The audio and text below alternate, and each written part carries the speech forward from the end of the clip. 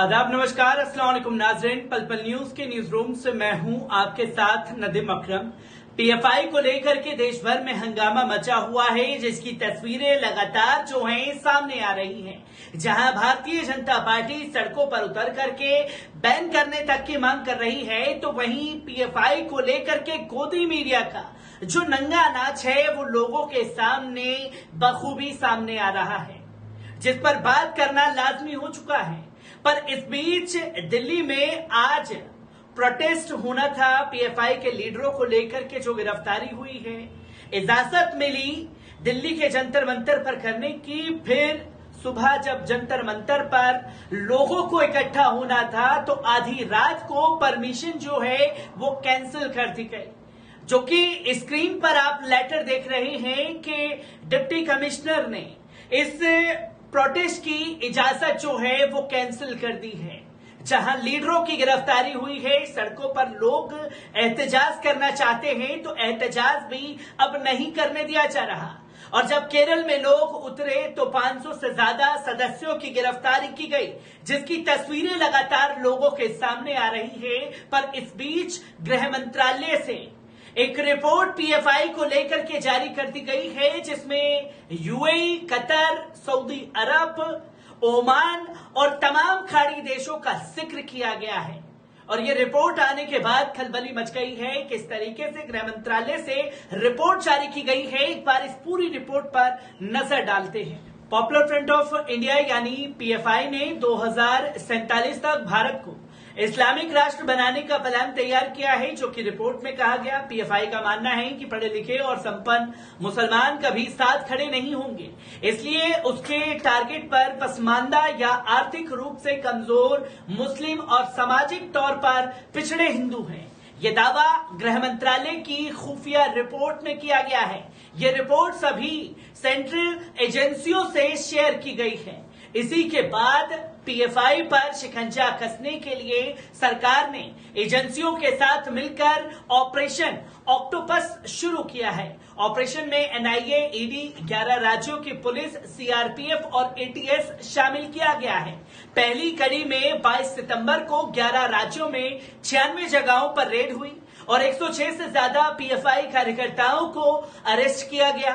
ये पहली बार है जब सभी एजेंसियों ने मिलकर पीएफआई पर इतनी बड़ी कार्रवाई की है।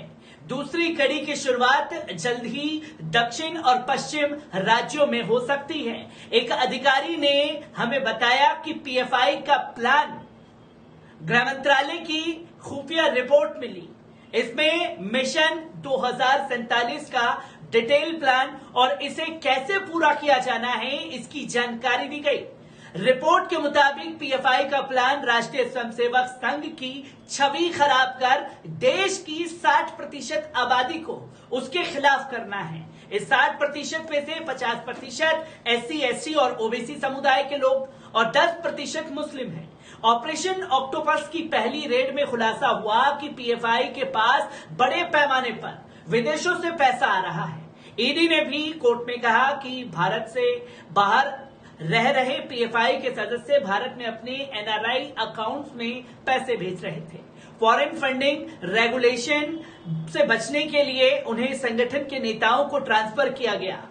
एनआईए ने कोर्ट में दी रिमांड एप्लीकेशन में बताया है कि केरल के जमाते इस्लामी, पीएफआई, उसके सहयोगी सोशल डेमोक्रेटिक ऑफ इंडिया और नेशनल डेवलपमेंट फ्रंट यानी कि एनडीएफ के नेता अक्सर संयुक्त अरब अमीरात जाते हैं।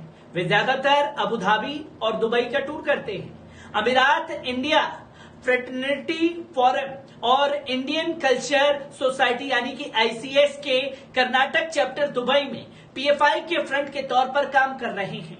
पीएफआई कथित तौर पर हवाला के जरिए भारत में पैसे मंगवा रहा है। संगठन के लोग रियल एस्टेट में भी बड़ी मात्रा में इन्वेस्टमेंट कर रहे हैं। सूत्रों के अनुसार केरल के चावाकाडू जिले में पीएफआई से जुड़ा एक बिल्डर अबू धाबी में रियल एस्टेट में इन्वेस्ट कर रहा है। इसके अलावा पीएफआई से जुड़े लोग कार रेंट के बिजनेस में भी हैं। केरल में इनका बड़ा नेटवर्क काम कर रहा है। सऊदी अरब में पीएफआई आईएसएफ और आईएफएफ के नाम से एक्टिव है। हज के वक्त भारतीयों की मदद के नाम पर संगठन बड़ी रकम जुटाता है। यही पैसा हवाला और गोल्ड स्मगलिंग के जरिए भारत लाया जाता है। पीएफआई यहां कानूनी मदद और कम्युनिटी सर्विस के नाम पर ई वॉलेट के जरिए भी फंड भेजता है। पीएफआई आईएसएफ और आईएफएफ के साथ मिलकर ओमान में सोशल फोरम के नाम से काम करता है। पीएफआई की केरल शाखा नेशनल डेवलपमेंट फ्रंट भी ओमान में एक्टिव है।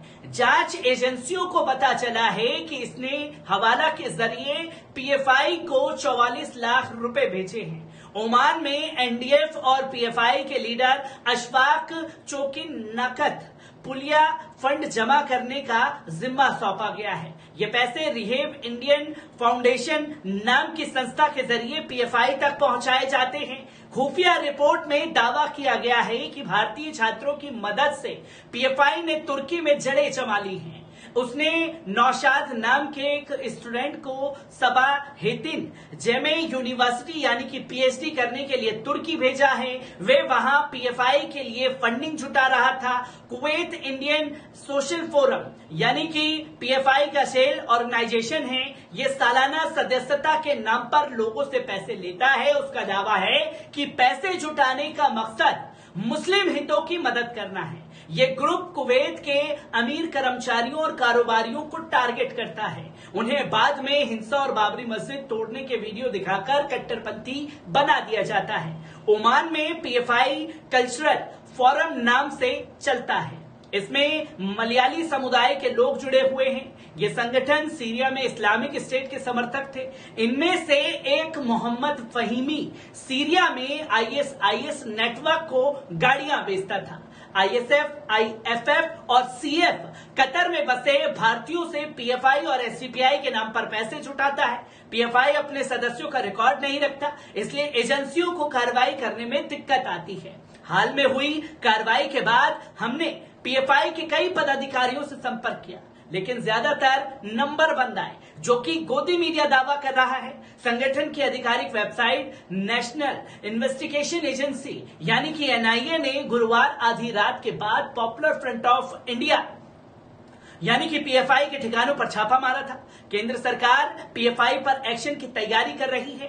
भास्कर ने इस बारे में 9 अगस्त को ही बता दिया था। ये प्लान 4 अगस्त को गृहमंत्री अमित शाह के बेंगलौर दौरे के दौरान बना था। यहां अमित शाह, कर्नाटक के सीएम बसवराज बोमई और राज्य के गृह मंत्री आरगा ज्ञानेंद्र के बीच मीटिंग हुई थी, जिसमें गृह मंत्रालय से रिपोर्ट मांगी गई पीएफआई को लेकर के। देश भर में पीएफआई पर रेड और केरल में हिंसक प्रदर्शन के बाद संगठन फिर चर्चा में आ गया। देश के कई शहरों में सांप्रदायिक हिंसा और हत्याओं में पीएफआई का नाम सामने आया। सबूत किस किस में दिखा पाए उसके बारे में नहीं बताया जा रहा। पीएफआई को चरमपंथी संगठन बताया था। हिंदूवादी संगठन पहले से पीएफआई पर बैन लगाने की मांग करते रहे हैं। जांच एजेंसियों के रडार पर होने के बावजूद अब तक झारखंड के अलावा कहीं भी पीएफआई पर बैन नहीं है। और जो झारखंड पर पीएफआई को बैन करने की बात कही जा रही है, असल में कोर्ट में सबूत झारखंड प्रशासन दिखा ही नहीं पाया पीएफआई के खिलाफ। जहां बैन को लेकर के सुप्रीम कोर्ट में उसकी सुनवाई चलनी है, तमाम तस्वीरें सामने आनी है। गृह मंत्रालय ने एक रिपोर्ट जो है वो सार्वजनिक कर दी है, जिसकी तस्वीरों को दिखाने की कोशिश की गई कि साहब ये नेटवर्क है, यहां ये तंजीम पीएफआई के नाम से जुड़ती है और फंड जुटाने का काम करती है। ऐसी ही शाखा आरएसएस भी है, जिसके विदेशों में कई तरीके की तंजीमें चलती हैं, जिसकी रिपोर्ट कई बार इंटरनेशनल मीडिया में छप चुकी है कि विदेशी फंड जो है आरएसएस को आ रहा है। उसका जिक्र हर तरफ क्यों नहीं किया जा रहा, ये सबसे बड़ा सवाल खड़ा हो जाता है। हर एक रिपोर्ट को बारीकी से आपके साथ साझा करता रहूंगा। दीजिए इजाजत, शुक्रिया।